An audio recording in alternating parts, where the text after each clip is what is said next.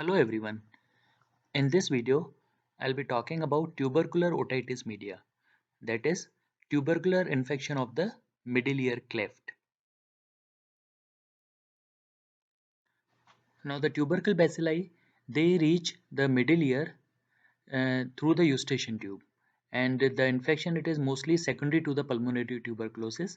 So, this is the most common mode of infection of the tubercular infection of the middle ear, that is through eustachian tube, and it is almost always secondary to the pulmonary tuberculosis. However, sometimes it can be bloodborne also, where the infection can reach the middle ear through the blood from distant organs like tubercular involvement of lungs, tonsils, or if there is a cervical or mesenteric lymph nodes involvement, then through blood the infection can reach to the middle ear. But primary mode of involvement of middle ear, it is the pulmonary tuberculosis through the eustachian tube. Tubercular otitis media is more commonly seen in children and young adults. The pathology of the tuberculous otitis media resembles the pathology anywhere in the body.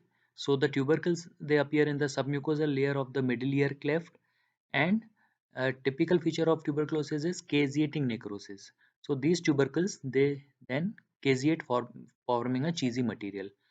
The tympanic membrane it is necrosed, however that is painless, and pale granulations they are seen in the middle ear and also in the mastoid ear cells.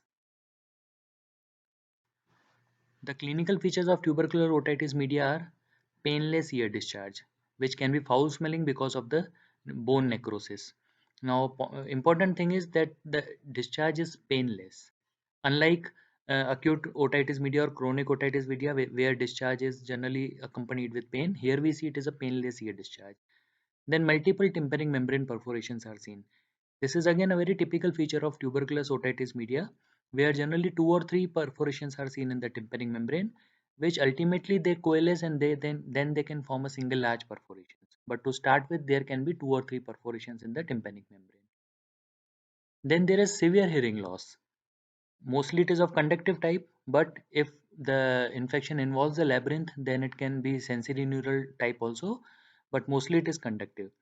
And the hearing loss it is out of proportion to the symptoms, so that is again a typical feature of tuberculous otitis media. Then facial palsy is commonly seen in tuberculous otitis media, especially in children. So if a child is coming with a complaint of ear discharge, we see a pale granulation, we see facial palsy, then we should always suspect tuberculous otitis media. So this is a endoscopic picture of left tympanic membrane. So here we can see that there are 2 perforations. They have been marked with the arrows with a remnant of the tympanic membrane in the between. So ultimately this will also get necrosed and a large central perforation will be there. So this is multiple perforations as seen in tuberculous otitis media. The diagnosis of tuberculous otitis media, it depends on the culture of the ear discharge to isolate the tubercle bacilli. Then if there are granulations, then those can be sent for the histopathological examination, and chest x-ray should be done to see the pulmonary involvement. And then there can be other supportive evidence of tuberculosis in the body, for example raised ESR if Mantoux test is done. So all these combined investigations will make a diagnosis of tuberculous otitis media. The complications of tuberculous otitis media can be mastoiditis, that is involvement of the inflammation of the mastoid ear cells. Then facial palsy, as we know, it is more commonly seen in children with tuberculous otitis media. Then tuberculous otitis media can also complicate into post-oral fistula, where pale granulations are seen behind the ear and there is a fistula.